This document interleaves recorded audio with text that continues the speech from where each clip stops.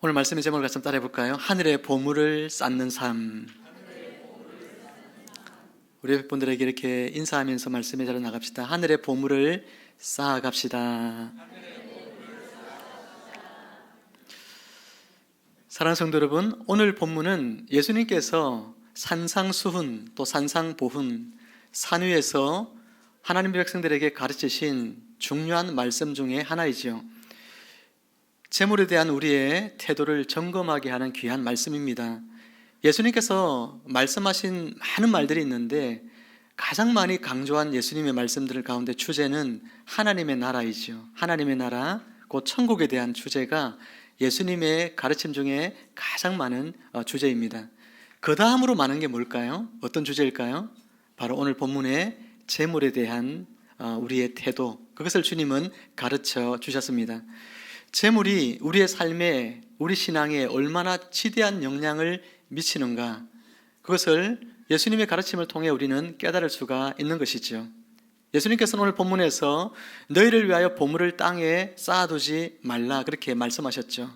여러분, 이 말씀을 들으면 마음 한구석에 이런 생각이 들지 않습니까?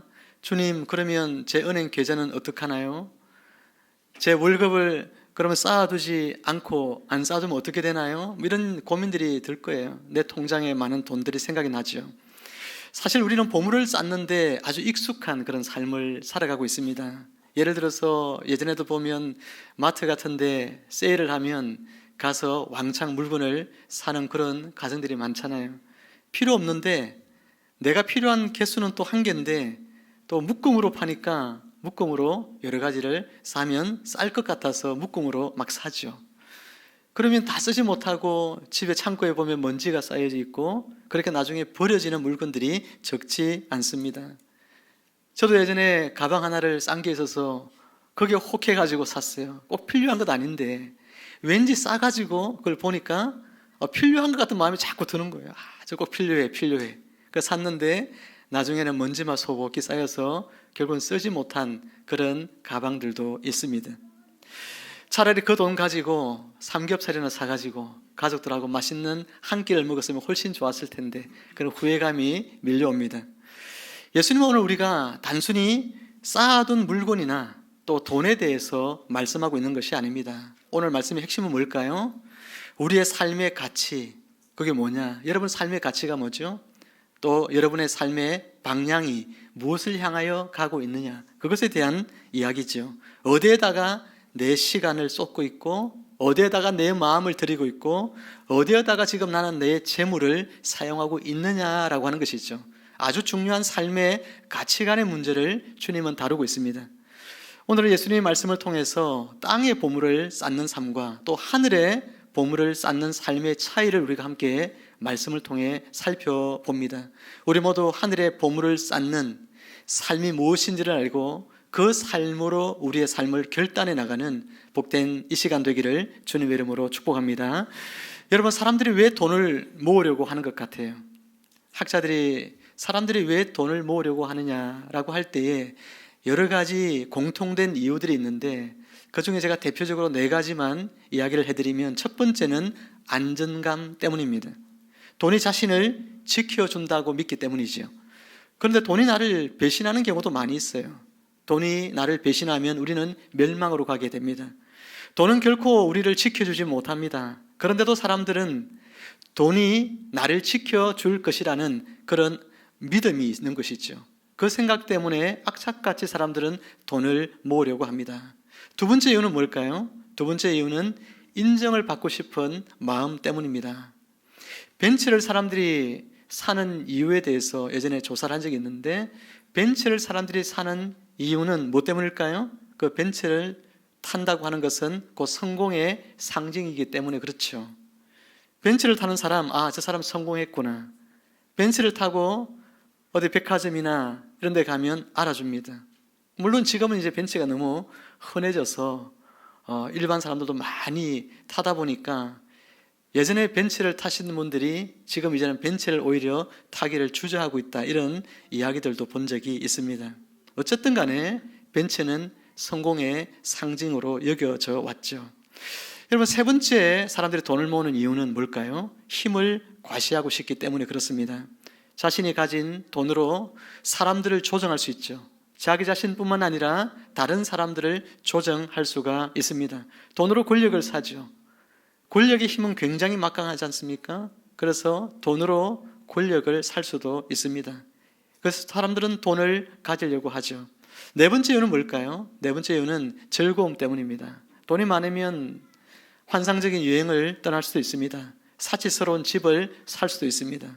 돈으로 세상의 쾌락을 마음껏 누릴 수도 있습니다. 그래서 사람들은 돈을 악착같이 모으려고 한다라고 많은 사람들이 돈을 모으는 이유에 대하여 이같이 이야기를 하고 있어요. 그런데 예수님께서는 당신을 따르는 제자들에게 또 이 산상에 모여있는 수많은 하나님 나라의 백성들에게 오늘 그들에게 말씀하시기를 너희는 이와 같은 목적을 가지고 돈을 모으는 그런 사람들처럼 살지 말라고 말씀하고 있습니다. 예수님께서는 재물을 모아서 땅에 쌓는 그런 삶을 제자들이 살아가기를 원치 않았습니다. 그래서 예수님은 너희는 보물을 땅에 쌓아두지 말라고 말씀하신 것이죠. 예수님이 그렇다고 해서 결코 재물에 대하여 부정적이거나 재물을 죄악시하거나 저축을 우리가 하면 안 된다고 주님이 말씀하고 있다고 생각하지 마시기를 바라요. 예수님이 재물에 대하여 부정적으로 이야기하고 있지 않아요. 우리가 저축하는 거 나쁘다고 말씀하고 있는 것이 결코 아닙니다. 이 구절에서 방금 읽었던 너희를 위하여 보물을 땅에 쌓아두지 말라고 하는 이 구절에서 중요한 두 단어가 있어요. 그것은 하나는 너희를 위하여라는 단어고 또 하나는 땅에라고 하는 단어이거든요. 여러분, 너희를 위하여라고 하는 것은 뭐예요? 자기 자신의 욕심을 채우기 위해서 이 재물을 땅에 축적하면서 살아가는 것, 그것을 하지 말라는 이야기예요. 많은 사람들이 그렇게 살죠. 돈을 모으는 이유는 자기를 위해서 돈을 모으지 않습니까? 나와 내 가족들이 잘 먹고 잘 살기 위해서, 더 안락하고 더 풍요로운 삶을 누리기 위해서 그렇게 악착같이 돈을 모으며 살아가는데, 예수님께서는 너희를 위하여 그렇게 돈을 쌓지 말라고 이야기하는 거예요.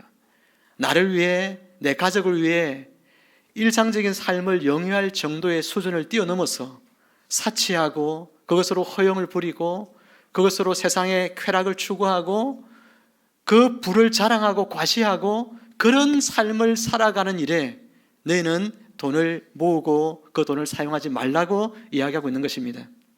땅에 쌓아둔 보물은 결국 옷을 갉아먹는 좀이나 또는 쇠를 갉아먹는 동록이나 그것처럼 썩어져 가는 것들임을 우리에게 교훈하시고, 또한 도둑이 도둑질 해간 듯이 사라져버리고 말 것들이다라고 이야기합니다. 바꿔 말하면 영원하지 않다는 거죠. 여러분, 돈을 이 땅에 우리가 억만금을 쌓아둬도 그것이 결코 영원하지 않다는 거예요. 예수님은 항상 당신의 제자들이 영원한 것에 관심을 갖기를 원합니다. 이 땅에 일시적이고 사라져버리고 말 것에 내 인생을 드리는 어리석은 자가 되지 말고 하나님께서 말씀하신 영원한 것에 내 인생을 드리고 내 시간과 물질을 드리기를 원합니다. 그래서 예수님께서는 말씀하시기를 뭐라고 했습니까? 오직 너희를 위하여 보물을 어디에 쌓아두라고 했죠? 하늘에 쌓아두라, 이렇게 말씀하신 거예요. 하늘에 쌓아두라. 하늘에 보물을 쌓는다는 것은 뭘까요? 바로 하나님의 나라를 위해서, 또 하나님의 뜻을 위해서 이 재물을 사용하는 것, 그것이 바로 하늘의 보물을 쌓아두는 행위인 것이죠. 예수님 당시에 부자 관원인 한 청년이 예수님에게 젊은 사람이 예수님께 나와서 영생을 어떻게 하면 얻습니까? 라고 질문을 합니다. 예수님이 그에게 너의 가진 모든 재산을 팔아서 가난한 자들에게 나누어 주고 그리고 와서 나를 쫓으라고 말씀했어요. 예수님은 그를 하나님의 나라의 귀한 일꾼으로 불러주셨는데 그는 한 가지 조건이 있었잖아요. 내 재산을 가난한 자들에게 나누어 주고 예수님을 따라야 한다는 조건이 있었어요. 이 젊은 이 관리는 결국은 근심하면서 떠나갔다. 성경은 그렇게 이야기합니다. 뭐 때문에 근심했다고 하냐면 그가 가진 재산 때문에, 그가 부자이므로 그가 근심하여 예수님을 떠나갔다라고 이야기합니다. 땅의 보물에 집착한 결과로 그는 하늘의 보물을 포기하고 만 것이죠. 반면에 미국의 대부였던 록펠러라고 하는 사람은 여러분 들어서 이렇게 잘 알고 있겠죠. 엄청난 부를 소유했던 사람입니다. 자신의 부를 그런데 하나님께 드리기를 주저하지 않았습니다. 그는 자신이 받은 모든 축복들은 하나님의 은혜로 여겼어요. 하나님이 나를 부자가 되게 하셨음을 그는 알았습니다. 하나님께 11조, 10의 2조를 드리고, 그리고 그것도 모자라서 또 자신의 소득의 10%는 사회 사업을 하는 일에, 또 하나님이 기뻐하시는 일들 위에 그 재산들을 나누어 썼어요. 그로 인해서 많은 병원들이 세워졌고, 학교가 세워졌고, 구제하는 기관들이 설립되어져서 지금까지도 록펠러 재단을 통해서 많은 사람들이 이와 같은 하나님의 은혜를 덧입고 살아갑니다. 그는 이와 같이 고백합니다. 하나님이 나에게 부를 주신 이유는 나를 통해 그분의 일을 이루시기 위함이다. 나에게 부를 주신 이유는 나를 통해서 하나님의 일을 이루기 위해서 그 하나님이 나에게 부를 주셨다라고 고백하고 있는 거예요. 얼마나 멋진 신앙 고백입니까? 하나님께서는 우리의 재물이 어디에 사용되는지를 보십니다.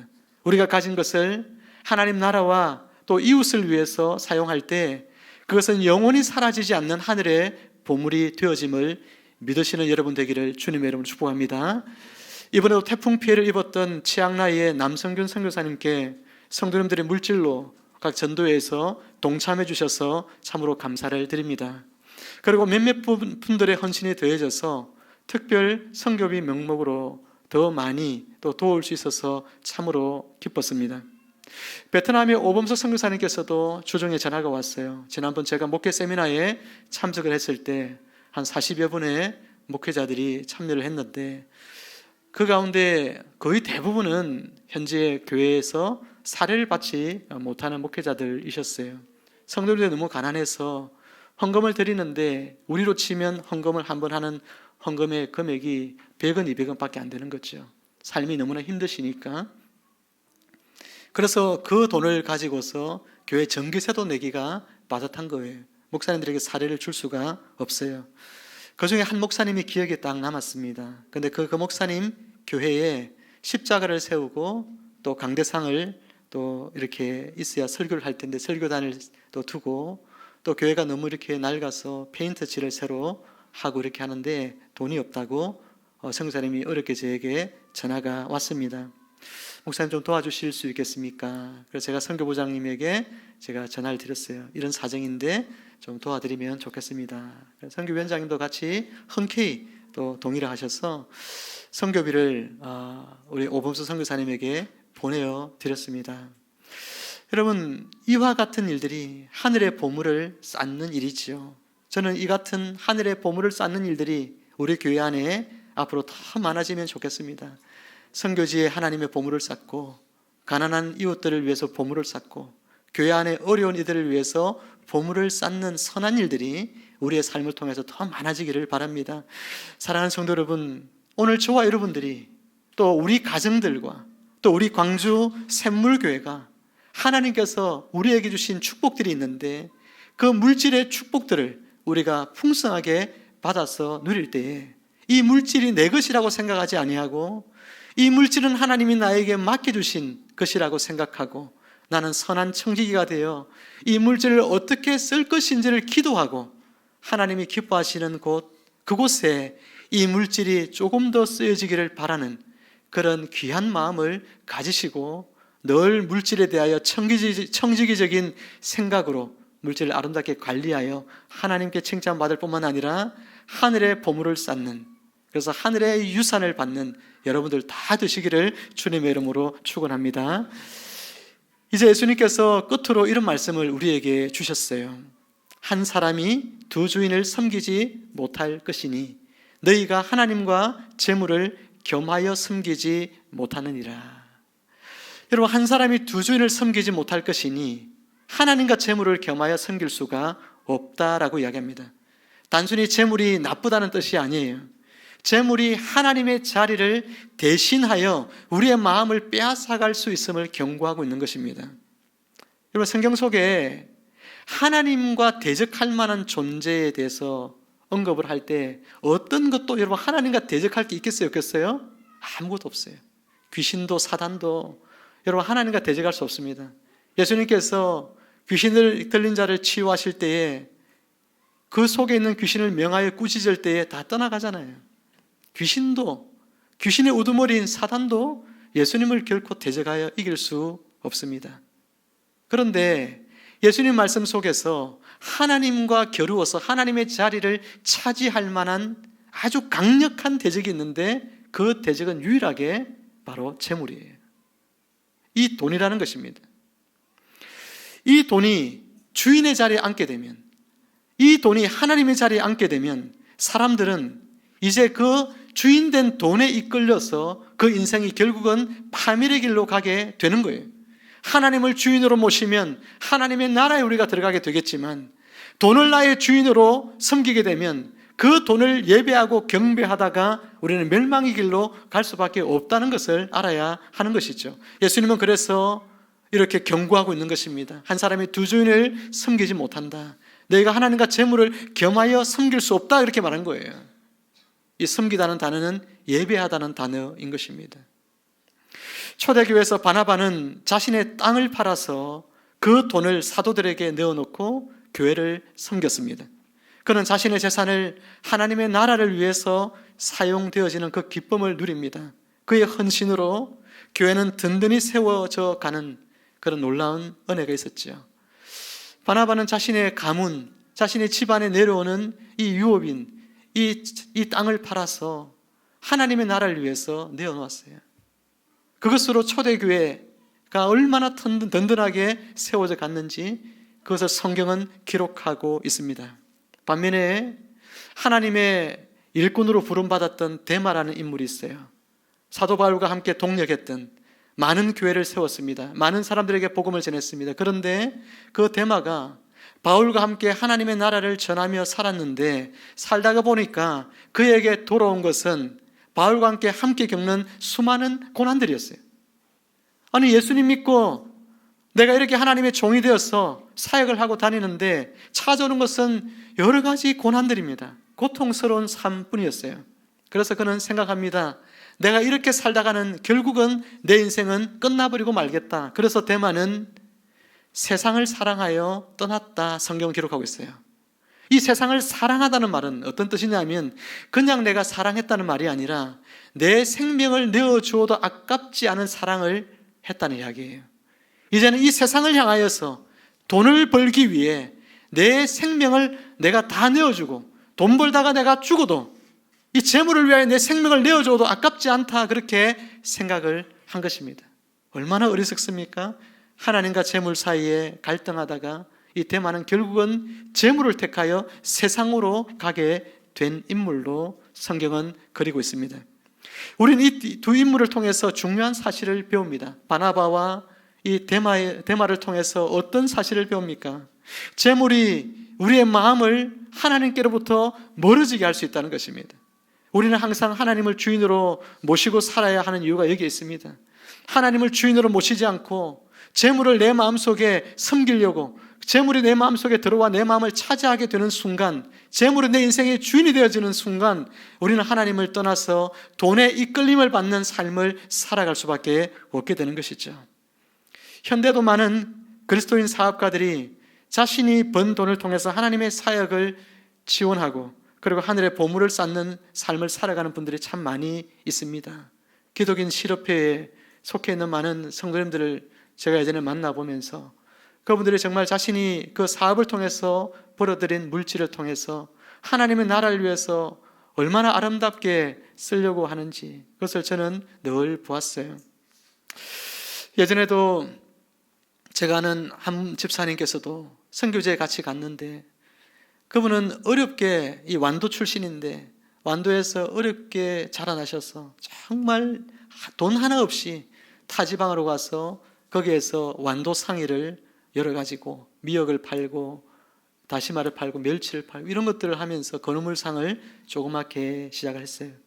그걸 하면서 물질이 모아지면 자신을 위해 쓰는 것이 아니라 그 물질을 가지고 자신을 위해서도 물론 필요한 부분들을 쓰지만 하나님의 나라를 위해서 물질을 아낌없이 내어 놓으셨어요. 인도네시아의 아주 섬 중에 또 섬인 작은 섬에 가서 선교지를 우리가 돌아보러 갔는데 거기에 선교사님들이 사역을 너무나 힘들게 어렵게 하는 것을 보고 또 여러 가지 필요가 있는데 선교사님이 말을 이렇게 쉽게 잘 못하시니까 필요가 있어서 좀 도와주세요 이러면 되잖아요, 그죠? 근데 선교사님들이 그렇게 말하는 게 참 쉽지 않습니다. 근데 그런 속에서 그 상황을 보시고 이 집사님이 그 선교지에 자신의 물질을 그때 당시에 아주 큰 돈인데 몇 천만 원의 돈을 들여서 이걸 내가 그때 그 신학생들을 키우는 그런 학사 또 학교 이런 거 짓는 일에 제가 조금이나마 섬기겠습니다 하면서 조금이 아니죠. 굉장히 많은 물질을 하나님 그 자리에서 바로 헌신하시고 그리고 바로 사무실에 전화를 해서 바로 입금을 하도록 그렇게 하시는 모습을 보면서 제가 많은 도전을 받았는데 그 이후에도 이분의 삶을 보면서 정말 그런 여러 가지 물질이 필요한 자리에 아끼지 않고 헌신하는 모습을 보면서 많은 은혜와 도전을 받았던 기억이 있습니다. 어떤 한 사업가가 자신의 부를 가난한 사람들을 돕고 복음을 전하는 일에 재산을 헌신을 했어요. 그분이 이런 고백을 합니다. 이 땅에서의 부는 잠시일 뿐이고 하나님 나라를 위해 쓰는 것이 영원히 남는 투자입니다 라고 하는 믿음의 고백을 하더라고요. 사랑하는 성도 여러분, 우리의 재물은 도구일 뿐입니다. 그것을 주인으로 섬기면 우리는 결국 하나님과 멀어질 수밖에 없습니다. 하나님께서는 우리가 재물을 통해 하나님의 나라를 확장해 가기 위해서 그 일에 헌신하기를 원하십니다. 이런 우스갯 말이 있죠. 돈이 많으면 행복할 줄 알았는데 통장은 행복한데 나는 피곤하더라. 저는 이런 돈을 많이 안 가져봐가지고 잘 모르겠어요. 돈이 많으면 통장은 돈이 들어오니까 행복한데 그 돈 때문에 결코 행복할 것 같아도 행복하지 않은 사람들도 많은가 보죠. 그 돈 때문에 괴롭다는 것입니다. 돈은 도구로 쓰일 때 축복이지만 주인이 되면 우리의 삶을 피곤하게 만듭니다.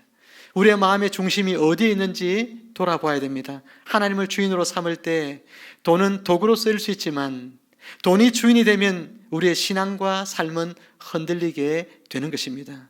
이제 말씀을 맺습니다. 사랑하는 성도 여러분, 오늘 말씀을 통해 우리가 재물을 어떻게 바라보고 사용해야 하는지를 돌아보기를 원합니다.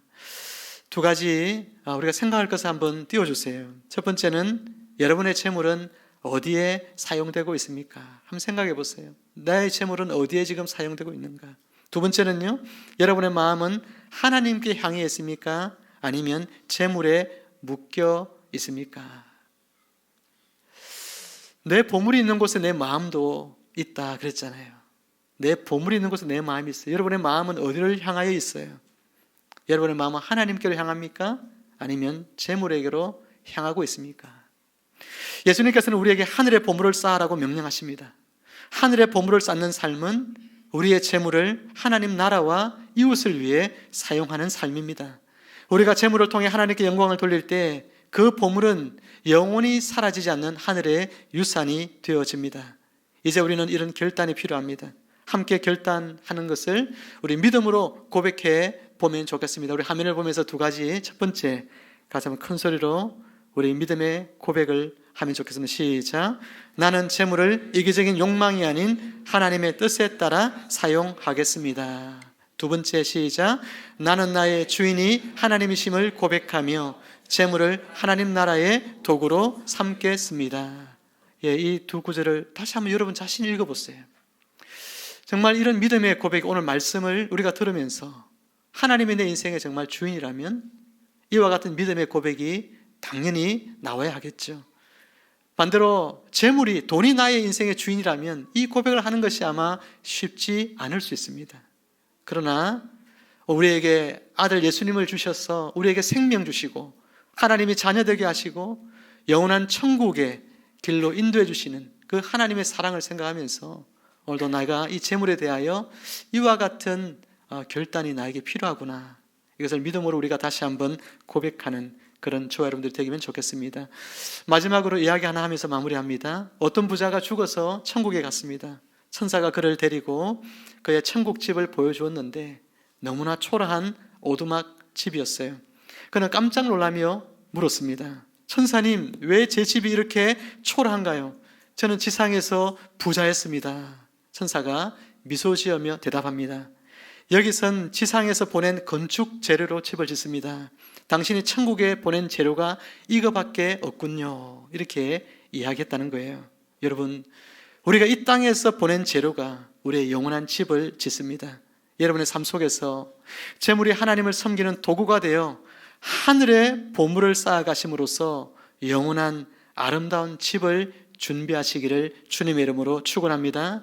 주님 안에서 물질을 통하여 그 물질이 하나님의 나라를 세우고 이웃에게 하나님의 사랑을 전하는 일에 귀한 도구로 여러분이 사용하시기를 주님의 이름으로 다시 한번 축원합니다. 함께 기도하겠습니다. 하나님 아버지, 감사합니다. 물질에 대한 예수 그리스도의 가르침을 오늘 말씀을 통해 듣게 하시고 깨닫게 하시니 감사합니다. 나를 위하여 오직 물질을 사용하고 내 가정을 위해서 오직 물질을 사용하며 하나님 우리에게 삶의 필요를 넘어서는 나를 사치하고 더 과욕을 부리며 쓰지 않아도 될 일들에 또 내 물질을 소비하는 그런 삶을 살았던 우리의 삶이 있다면 주님 앞에 용서를 구하오니 저희들을 용서하여 주옵소서. 물질의 선한 청지기가 되게 하여 주옵소서.